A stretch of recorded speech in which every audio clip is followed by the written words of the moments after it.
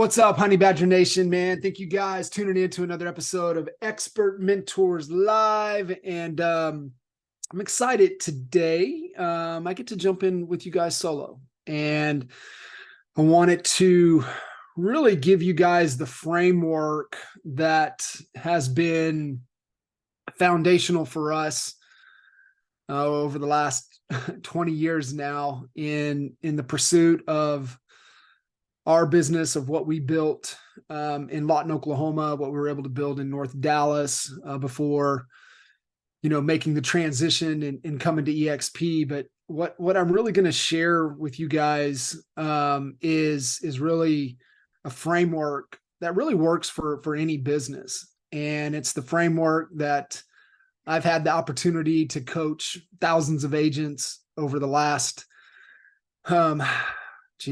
12, so last 11, 12 years now, and really taking them from this framework of agent to CEO. And it really is my belief that where the market is, the season, and coming out of the unicorn years into back into kind of a normal, if you will, real estate market. Obviously, there's different variables that are in play, and time of the year, and political climate, and all of the other things that add into the mix. But nonetheless, this framework has proven to really stand the test of time, and really works in any type of market, and really those that are serious about building a framework and a foundation to not survive. Because I believe if you're in a mindset of just surviving, you're going to get capsized. You're going to end up looking for something else to do, or you're going to be going to work for somebody. But if you are of the entrepreneurial mindset, you're of the belief that you have what it takes to be able to build something that can withstand whatever pressure is thrown its way, then this is the framework. This is the conversation for you. And so I'm excited to dive in, walk you through the agent to CEO process, and give you a framework. If you're, for most of you as an agent, you can get to six figures. But if you have the aspirations to get to multiple six figures and possibly get to the seven-figure mark, have a desire to escape working with buyers and sellers without sacrificing profitability, because that's the key. And we've had so many people that jump out of production too soon, that get hit with not understanding the systems and processes and frameworks to be able to make that transition and make it sustainable. And so really this framework and this conversation is going to give you guys just that, to be able to work with, and a framework to work with. And, we're all just one system, one process away from being able to take our business and our life to the next level. And really that's, the whole coach code, philosophy. It's really around right things, right order. Just remember, skipping steps only presents the illusion of speed. And, the skipping of the steps means you miss out on the lessons. And that's where we learn. We learn in the moment, we learn in the lessons, but we've got to have a framework to be able to work within for that to be true. So I want to start with something that was shared with me just a few weeks ago, and I read it a few times, and you guys are really familiar with it. But I think it really resonates with where we're at, and in the direction of the climate of the year, and where we're at heading into Q4 and into the new year. But it's President Roosevelt's the Man in the Arena speech. And this was a speech that he gave after leaving office, and it was in Paris that he had this conversation, had this speech. And it really started out with rallying around the cynics who look down on men who are trying to make the world a better place. And listening to this, tell me if this is not so impactful and so true for where we're at with with the world, and where we're at with our place in, in it, and what we're trying to build with our business as well. And so, he kind of starts out, the poorest way to face life is to face it with a sneer, a cynical habit of thought and speech, a readiness to criticize work, which the critic himself never tries to perform, an intellectual aloofness, which will not accept contact with life's realities. All of these are marks, not of superiority, but of weakness. And this is where the speech, and this is where, what most people remember, and what is shared is this part. And this part of it, and let it really resonate, because those that are not listening to the outside voices that are in the arena, that are doing the work, because that's what it's going to take. It's going to take doing the work. And a lot of people are afraid to do the work. They're fearful of doing the work. They're always looking for an excuse. But this is why this part of the speech really resonates with me. And I really wanted to open up this conversation with it. It is not the critic who counts, not the man who points out how the strong man stumbles, or where the doer of deeds could have done them better. The credit belongs to the man who is actually in the arena, whose face is marred by dust and sweat and blood, who strives valiantly, who errs, who comes short again and again, because there is no effort without error and shortcoming. But who does actually strive to do the deeds? Who knows great enthusiasms, the great devotions, who spends himself in a worthy cause? Who at the best knows in the end the triumph of high achievement? And who at the worst, if he fails, at least fails with daring greatly, so that his place shall never be with those cold and timid souls who neither know victory nor defeat. And I think it's really timely to revisit that speech and take heed to what Roosevelt was saying. We can't listen to the outside critics. We can't listen to the outside noise. We've got to get in and do the work. I've been revisiting Napoleon Hill's Outwitting the Devil. And if you guys haven't dove into that book ever, I highly recommend it. And I won't spoil the story around it. It was written in the late 1930s, and it wasn't released until 2011, after Napoleon Hill passed away in 1970. His wife survived him through that, but then there was other family members, and when they passed, it was finally given over to the estate, who at the point appointed Sharon Lechter to head the Napoleon Hill Foundation. And they gave her a copy of Outwitting the Devil that she brought to publication.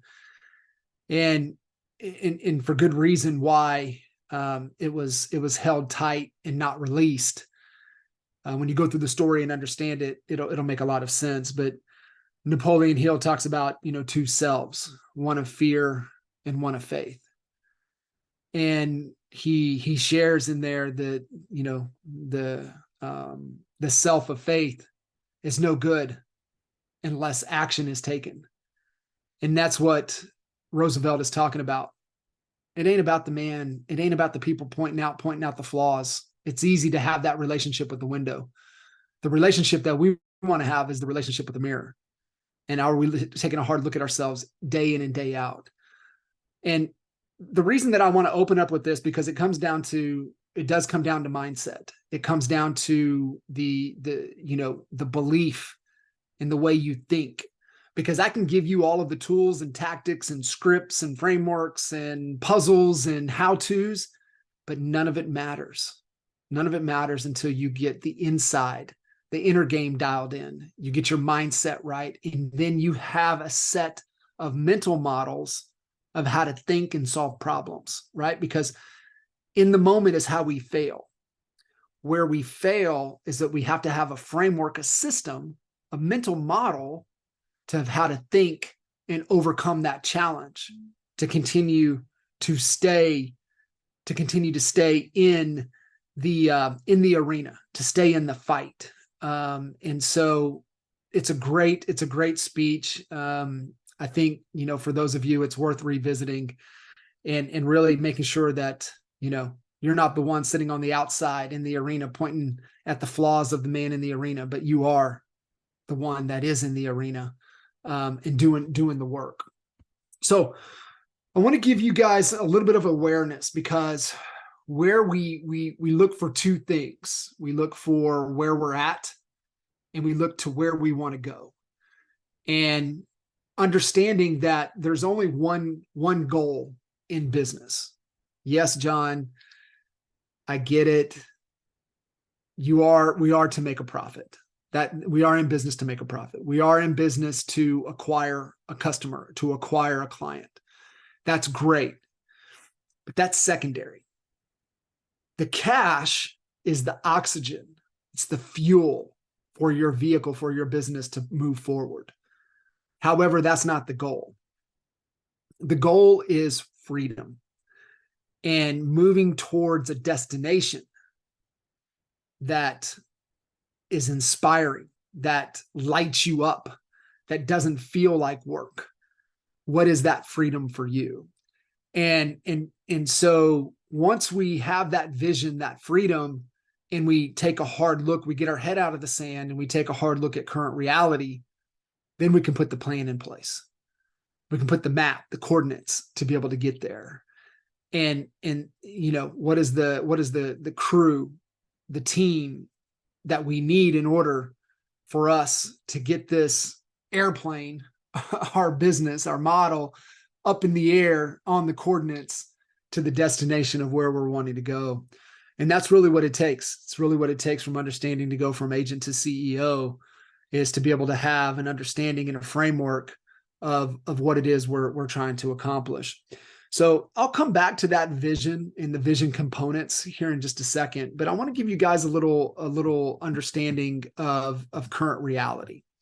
So I want to share the 8 stages report with you. And a lot of you may be familiar with this. You can go to the8stages.com and download a copy of this. So it's the8stages.com of real estate. And this really is kind of your roadmap. This is kind of the framework of understanding of where you're at and, what phases that you really want to jump to. And where this was formulated and put together was the working with the thousands of real estate professionals all across North America for a better part of a decade, as well as our own businesses, and kind of the transaction count, the team size, the situations, the pains, what it feels like, the skills we must acquire, the systems needed, the people in support, the mistakes, the potholes to avoid, kind of what is that X factor that can help make the jump that much easier, and really of each stage, what is the goal? And so I highly encourage, if you don't have a copy of this, to download a copy of it, to give you an idea, kind of a shortcut, cheat sheet, if you will, of kind of where you're at and where you want to go. And you look at, okay, well, there's no volume, there's no any of that on here, because none of that matters. Volume and revenue are just vanity. I mean, they're key metrics to pay attention to, because it gives us the other metric that is more important, which is profitability. Because like I said, profit is fuel to get our business, our engine, ultimately to where we want to go, which is freedom.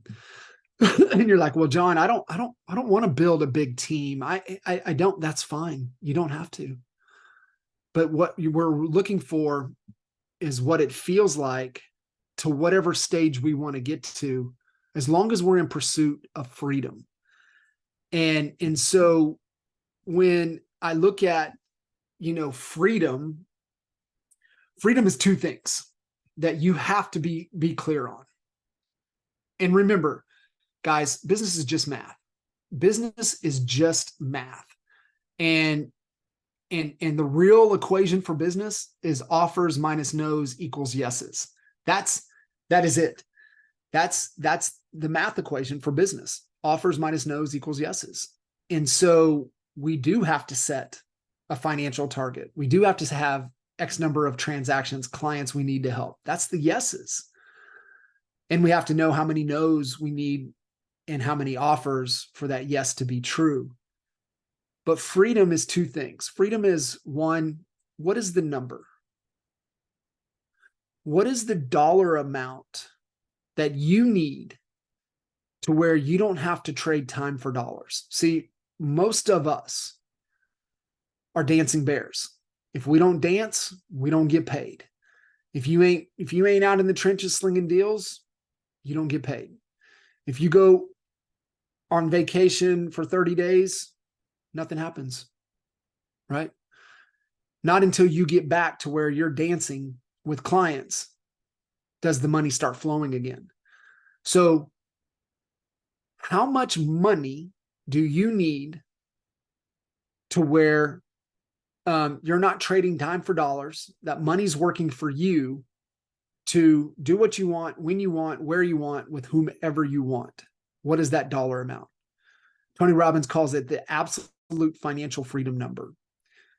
So you look at your vision board, you look at your, the effort list, right? It ain't the bucket list, it's the effort list. Jesse Itzler calls it the effort list. And, that's on your vision board, that's on that effort list. And you could live wherever you want, do whatever you want, travel, just whatever. What is the dollar amount? And when you really sit down and go through this exercise, I promise you all, it's a lot less than what you think. The second component to freedom is living out your ideal day, your perfect day. And Frank Kern talks about this as your core identity. And how you go about this exercise is just the moment you wake up until the moment you close your eyes and you fall asleep, what happens? It's Groundhog Day. You have to live this day over and over and over. You wake up. What do you smell? What do you hear? Who are you laying next to? When your feet hits the floor, is it tile? Is it carpet? Is it hardwood? When you look out the window, do you see the forest? Do you see a lake? Do you see the ocean? To that morning routine. Are you having breakfast? Who are you having breakfast with? You go to lunch. Where are you eating lunch? Who are you eating lunch with? What are you talking about? Do you work? Here's the thing. Everybody that really sits down and goes through this, everybody works. And most of them work 2 to 4 hours a day. They have an ideal client and they're solving ideal problems. And they go throughout the day, is there some recreation? Are they working out? Are they playing golf? Are they on the paddle board? Are they fixing dinner? Do they have a personal chef fixing them dinner? Are they going out to dinner? Are they having wine? What's the conversations at night? Where are they at? And when you really sit down, what you're really, really doing is you're really pulling out who you are at your core. And when I have clients go through this exercise, I challenge them. I'm like, are you working with your clients that you would on your perfect day? If you had to live Groundhog Day, are you working with those type of clients? Are you helping them solve those type of problems? And most of the time the answer is no. And I'm like, then why not? Why not start working with those people now? Going to lunch, did you go to lunch with people that you would on your perfect day? They're like, no, then stop. Why are you doing that? What conversations are you having? I don't know, conversations I wouldn't have on my perfect day. Then why are you having them? See, you pull out who you are at your core and you start living that, because now you're starting to get a sense of clarity around of what is your perfect day. Now you're getting clear on your number. Now you're getting clear on your perfect day. And once we get clear of that, our brains are wired to figure out how we get there. It's just how we're wired. Once we know with clarity where we want to go, our brains are just hardwired to start to figure out how we get there. And so what we're looking for are those two things. What is our freedom? And where are we at currently? Because when we have those two things, now we can start putting together our vision. Okay. This is the next component. And the vision has to be big, has to be massive. And the reason is that because if it's not big, then your brain won't try to figure out a way to solve it. And so we have to have a massive vision that we want for not only for our life, but also for the business and what's our cause? What are we trying to do? So you can write this down, taking notes as we kind of go along. The vision is made of three things.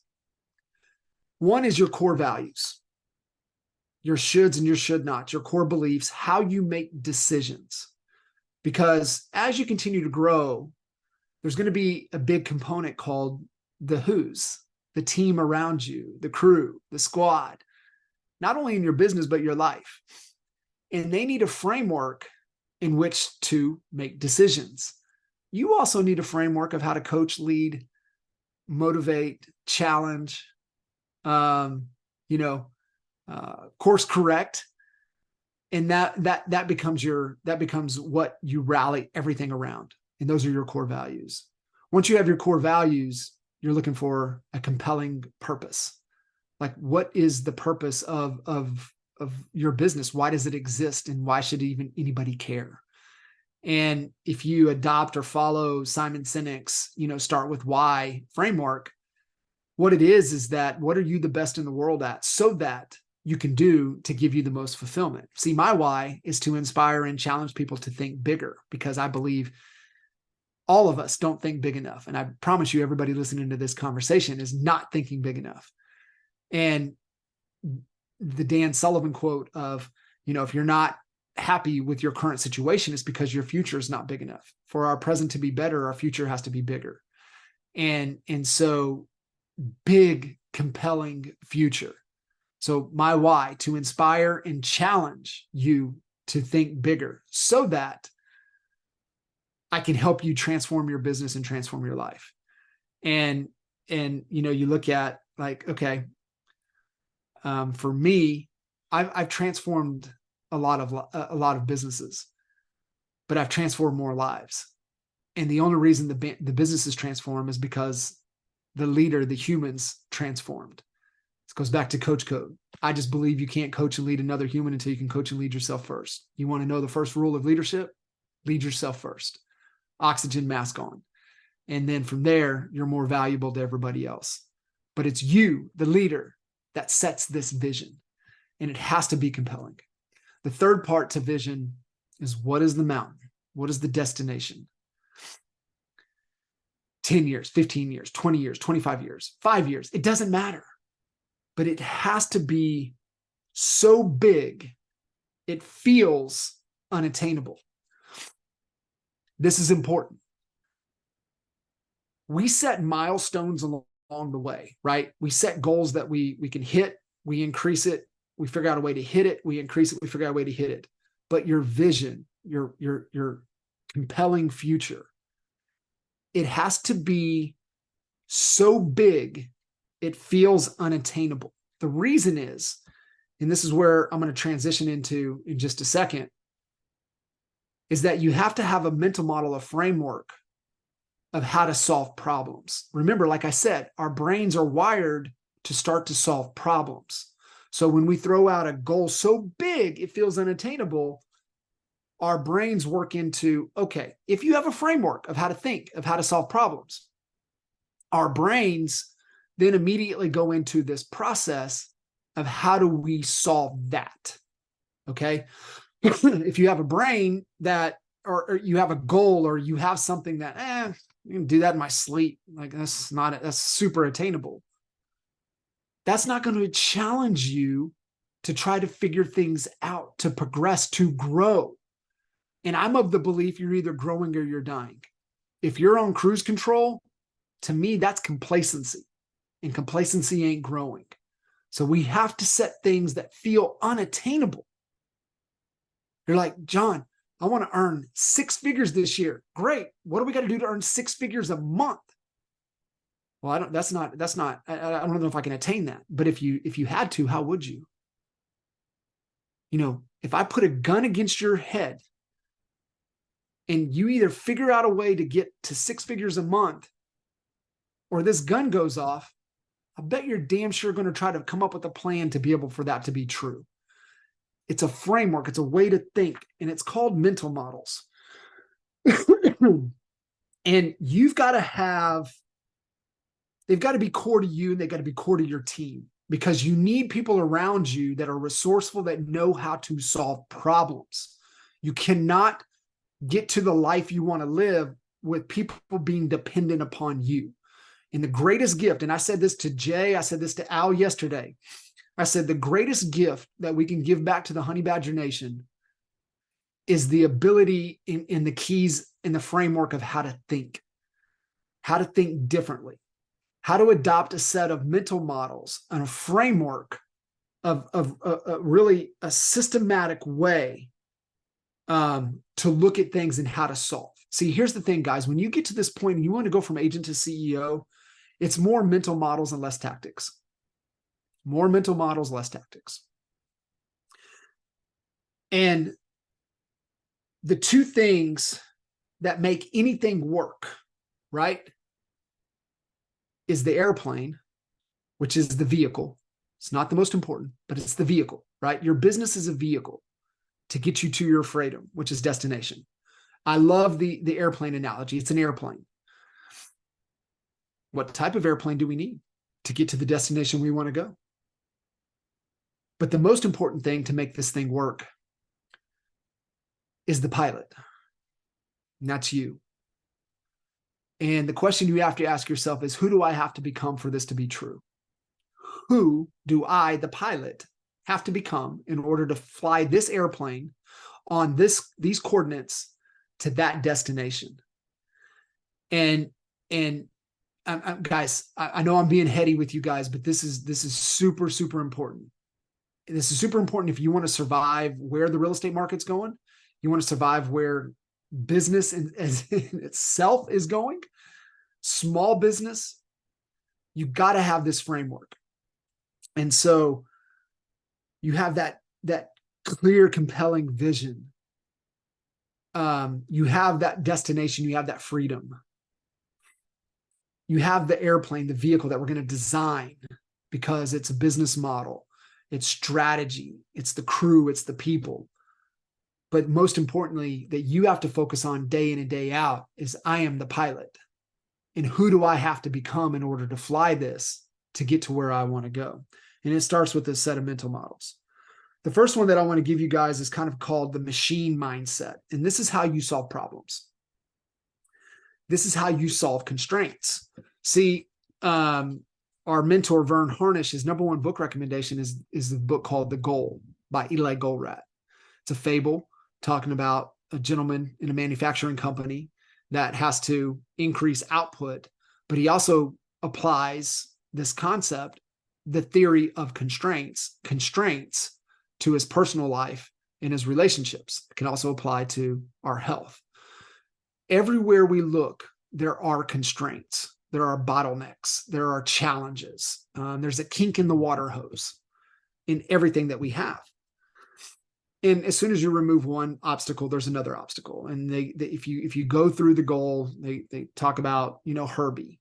Herbie's, the awkward, overweight kid that slows everything down. And that's really what a constraint does. It slows everything down. And like I told you from the beginning, the biggest constraint that all of us have, that we have to have a framework to remove, is the constraint in our thinking. But when you have mental models, now you know how to move through that. And it applies to everything. So the machine mindset is really the mindset and the framework to identify and solve constraints. Okay. So one, we start with the goal. And like I said, we have the big freedom goal, but then we have the goal where we need to be in 3 years, the goal that we want to be in 12 months, the goal that we want to be in 90 days, the goal where we want to be in 30, the goal where we want to be in 7, and the goal where we want to be in the next 24 hours. So there's micro goals that build up over time to allow us to get to the big goal. And so it works in everything. So you start with the goal. And there's only 2 outcomes. We either achieve the goal or we did not achieve the goal. We did not achieve the goal. I'm going to give you the framework to go through. Achieving the goal is simple. Great. We just increase the goal. 5%, 10%, 20%, 100%, whatever that is on your growth trajectory. And so for me and my team, what we do is we set an attainable goal this month. Once we hit it, we increase it the next month by 10%. And then we figure out a way to hit it. Once we hit it, we increase it by 10%. That's how you continue to grow. You set the goal, you hit it for the month, and then you increase it. So back to not achieving the goal, because when you hit it and then you raise it, then you haven't achieved it. So this is the framework you need. 1, we did not achieve it. 2, where is the constraint? Okay, where is the constraint? There's only 3 things that you have to look at to uncover where the constraint is: traffic, conversion, fulfillment. That's it. 3 things: traffic, conversion, fulfillment. And with traffic, it's demand, it's leads. Are we generating enough opportunities? Are we generating enough leads? Are they qualified leads? 2, how are we converting them? And conversion happens in multiple places. So in the real estate side of things, it happens when a lead comes in, we're able to make contact, we have a conversation, we identify, are they now, are they in the future? They go on some type of drip follow-up. So we keep nurturing, but did we convert them? Did we convert them to a nurture by definition that, whatever that criteria is for you, that we put them on a follow-up, or we set them to an appointment and we qualify the appointment. Now we pre-expose, we give them content, they consume, they know more about us, leading to the appointment. It's we want to stack the deck and the odds in our favor. So now the other conversion is face-to-face, right? The whole objective is to have a conversation and get face-to-face. Technology can be face-to-face these days, but we're face-to-face. We're having a face-to-face conversation. And then from there, we convert them to do business with us. They either sign a buyer brokerage agreement, or they sign a listing agreement, or it's a new agent, they sign an ICA, right? They come on board, they sign an ICA with us. If the same thing works with increasing headcount. A team member, right? An employee, right? They sign offer of employment. So where is the constraint? Where is the constraint? Fulfillment, right? They agree to do business with us. We can't get it sold, or we can't get them into a house. Like, what's going on there? Now, once we know and we identify the real constraint, we hypothesize the solution. What is the solution? What are possible solutions? What are all the possible solutions? And then we test the solution. From there, did the result solve it, or did it not? If it solved it, we hit the goal, we raise the goal, we go through the process again. It didn't, we think of another solution, we test it. Did it either help us hit the goal or not? If not, then we go through this cycle again and again and again. And the biggest thing that we have to really be aware of is how we, when we run into these theories and constraints, how do we react? Emotionally, how do we react? And how fast can we get to hypothesize and test? And we have to remember that we have to persist and not give up. That's the key, right? Don't emotionally react. It's just math. Hypothesize solutions, test it, and stay persistent and not give up. That is the framework. It's the framework we've adopted. It's the framework that my team embodies. And everybody on your team better have a metric of success. And they better have a framework of how to think through that constraint if they're not hitting success. The other mental model that I want you guys to adopt and think about. And there's so many. Charlie Munger is one of the world's best at this. Really diving in. Shane Parrish, he has the Farnham Street blog. He has a podcast called The Knowledge Project, and it's all about thinking. It's all about mental models, and really, for you to become the pilot, to really become the true CEO of your business and of your life, you've got to have a framework of how to think and how to think accurately. Remember, I mentioned outwitting the devil, and the number one cause is fear. And how you overcome fear is being able to accurately think and have a framework of how to think and think accurately. It's one of the most important keys and tools and fundamentals that you can possess, is not being a sheep, and knowing how to think and think for yourself and think accurately and think independently. And really that's the key that you guys have to be able to thrive and really become, make that transition from agent to CEO. Another is really allocation of time. And a mental model to kind of think through that is triage. And so many times we want to go spend time with, the guy that has the sniffles instead of, the individual that's bleeding out right next to us. So that's why adopting the theory of constraints, where is the biggest constraint? And I'm going to allocate my time to that is the key. Sometimes we want to work on, I need to work on my, this presentation or that presentation. Well, I'm bleeding out over here because I'm not able to get any new opportunities. So I need to focus my time and energy on creating traffic. That's where I need to give my time. So triage time is another mental model. I think the other thing too, it's called sunk cost bias, where because we start something, we believe we have to finish it. And I learned this concept from books, and, it's okay to put a book down. Just because you start a book doesn't mean you have to finish it. Once you get out of what is useful, then you can put it down. Now, does that mean, great books, you don't revisit them in the future? Sure. Absolutely. Great books you can come back to time and time again. And, it's like a river.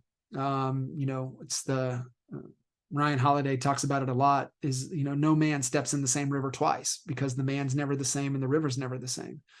And so that's the same thing with great books. You're going to pull other things out. So just because you start something doesn't mean you have to finish it if it's not useful, if it's not serving you, if it's not helping you overcome the constraints and moving you closer to your freedom. Hopefully by now, guys, what you're taking away is frameworks to make better decisions and make decisions faster. That's how we grow. That's how we accelerate the momentum in the positive flywheel, is making decisions faster. The reason people don't make decisions faster is because they don't have a framework to make those decisions. And when you start putting all of these things together, it calls what Munger talks as the Lollapalooza effect. And it's really bringing, the individuals are powerful, but they're unstoppable when they all come together. The biggest thing that I want you guys to write down, and this is a question not only to yourself, but to your team. Remember, we have proven processes for a reason. If you're missing out on a client comes in until they agree to do business with you, you're missing out on a proven process. What we built at NAEA called the Certified Home Selling Advisor. That's a proven process.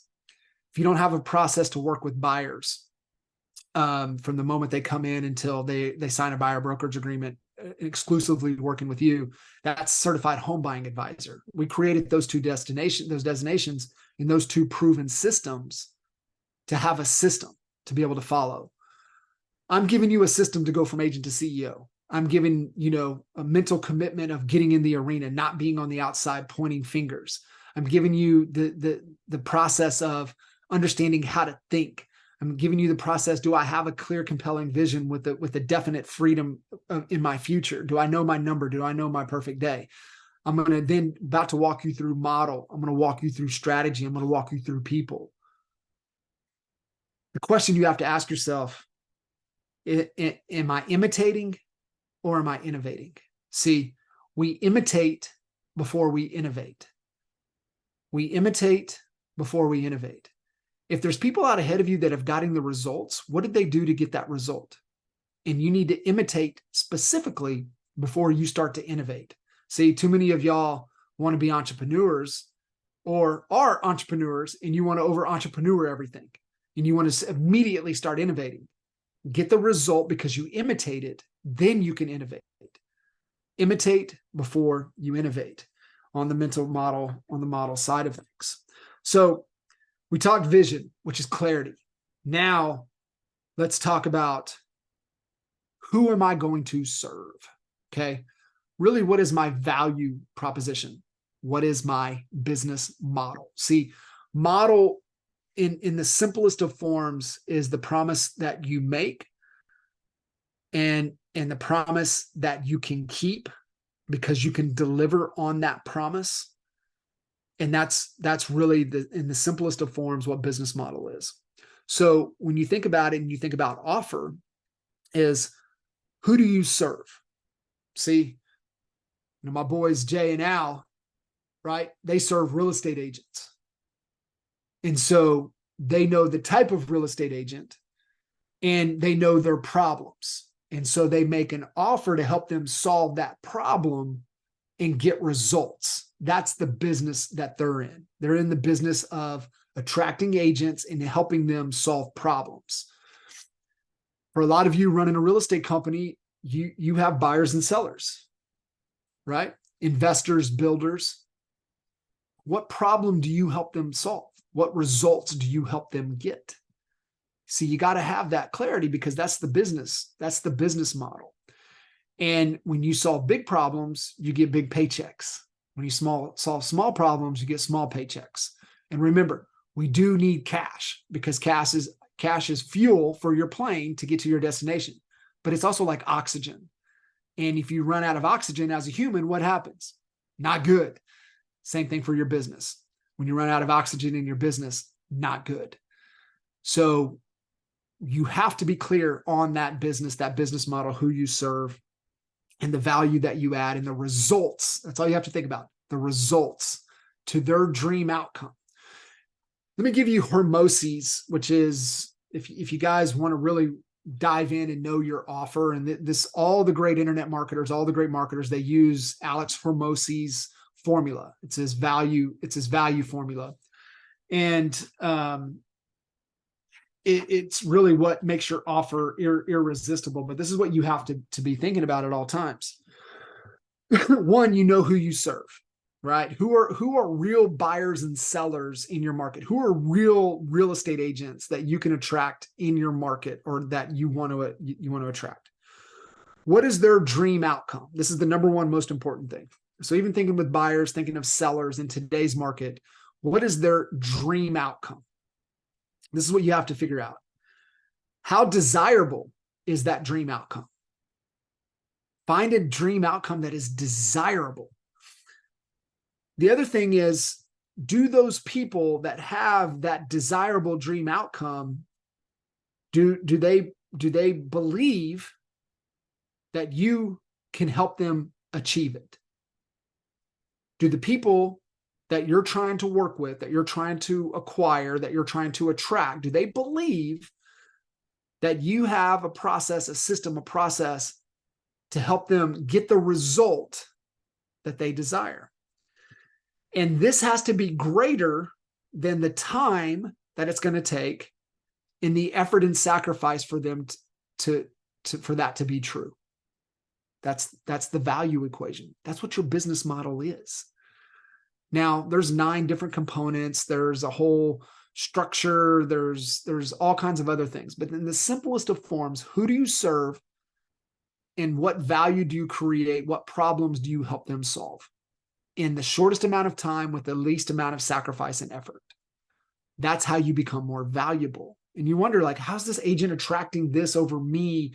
How are they getting these clients over me? Because their value is more visible than yours. Their perceived value of, man, you can help me achieve what I'm trying to achieve. I believe you can do it because I see it. You have proof. This is why you guys have to have testimonials. This is why you have to have reviews. This is why you have to have case studies. This is why you have to have that out there, right? Because you've helped those people. Like if you focus on for sale by owners, you better have a whole, testimonial case, client after client after client that was a for sale by owner, how you helped them, solve that, and they listed with you and you got them more money than you thought was possible in the least amount of time with the least amount of effort and sacrifice. That's your business model. What business model are you in? So we have our vision, we have our business model, right? Because remember, the business model is fuel for our airplane. Now what we're looking for is the plan. That's strategy. A good strategy solves the right problems. A bad strategy doesn't even address it. What is your plan to overcome the adversities, the constraints, the challenges in pursuit of where you're trying to go? That's your strategy. That's your plan. And a great strategy, guys, is broken down into where we want to be along the way. What are we doing, in the next 12 months? But more importantly, what are we committing to in the next 90 days? See, there's only two things that matter: where we're going and what we're doing in the next 90 days to make progress to get there. Those are your priorities. So you sit down with me, I'm going to say, what's the goal? What's the plan to get there? What are you committed to in the next 90 days for you to make progress on that? Right things, right order, guys. Okay. Marketing is part of your strategy. You're probably thinking, well, where does marketing come in? Marketing comes in right here. It's part of strategy. And who are we serving? What problems are we helping them solve? How are we going to do it? And who's going to help us do it? And then this last component from going from agent to CEO is, what does the team look like? What is the people component? And truth be told, you can probably go straight to the people, because the right people will help you figure out the model, and they'll help you figure out the plan in order to get there. But the question you have to ask yourself is, what does my team have to look like in order for me to execute on this plan within this business model in pursuit of the vision? Right things, right order. It's how it works. And if you guys, I know I hit you with a lot. It's like a Red Bull out of a fire hose, but it's really hard to break down in 60 minutes to be able to give to you. And, that's why I would tell you the number one who is, you better have a damn good coach in your corner to be able to help you navigate through this. Challenge the way you think, challenge you to think bigger, help you get clear on that vision, and really, get clear on what it's going to take to commit to really become the CEO of your business and the CEO of your life. Like I said, we're all a system and a process away from taking our business and our life to the next level. And just know too, as you start to add team members, you can't put good people into a bad system. And remember, the first system is the system of way you think. Think more clearly, think in solutions, think in overcoming adversity, overcoming challenges, because you have a framework of doing that. Now you can start to plug good people in because you have a good framework, a good system to be able to really execute in pursuit of your freedom. And, a good system, a good model also helps people get to their destination as well. And so challenge you guys to kind of go back, re-listen to this, really pull apart all of those steps. And if you're looking for a little more guidance, you're looking for a little more, help me walk through this, man, go to Coach Code Call, CALL.com. Go to coachcodecall.com, man, book a call with us, and love to, give you 20, 30 minutes, one-on-one time, give you a little more clarity and a little more direction, moving into the next step. And you either take it serious or you don't, because I can promise you, those that aren't going to take it serious, you're not going to be around in the next 6, 8, 9, 12 months. I'm not trying to throw fear your way. I just know, the climate and the turbulence that we're heading into. If you don't have a business built on a solid foundation, it's going to crumble. There's a great, I think it's a verse in Matthew that talks about, building your house on solid foundation instead of sand. And there's a lot of agents right now that have their business built on sand. And it's going to come crumbling down. Get your business built on solid foundation, have a solid framework, and really a framework of what it's going to take to for you to go from agent to CEO. Book that call, coachcodecall.com, and we'll see you guys soon. Take care.